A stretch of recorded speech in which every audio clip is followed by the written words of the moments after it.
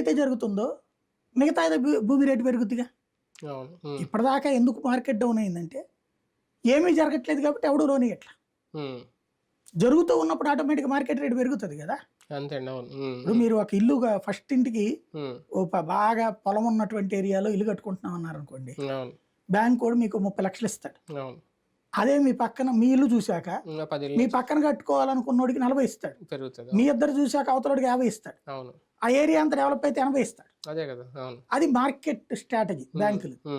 అట్లాగే ఇప్పుడు దీనికి 4,000 ముందు ఇస్తే రెండోసారి వాడు లోన్ ఇవ్వచ్చు, దాంతో ఒకటి భూమి వాల్యూ పెరిగిపోతుంది, తద్వారా భారీగా ఆదాయం వస్తుంది. మూడోసారికి వచ్చేటప్పటికి 10 కోట్ల రూపాయలకి అమ్మచ్చు ఎకరం. అప్పుడు ఎకరం 1,000 కోట్లు 10 కోట్ల రూపాయలు లెక్కనేస్తే 10,000 కోట్లు వస్తాయి.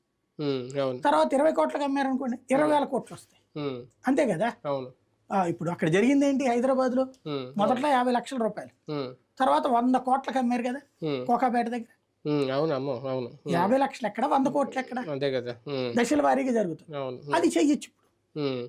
కేంద్ర కార్యాలయాలు కూడా ఒక 45 తిరిగి రాబోతున్నాయి ఆంధ్రప్రదేశ్కి. దానికి సంబంధించి ఆల్రెడీ కేంద్రం కూడా సత్వరం తీసుకుందని. ఏంటి అసలు అది?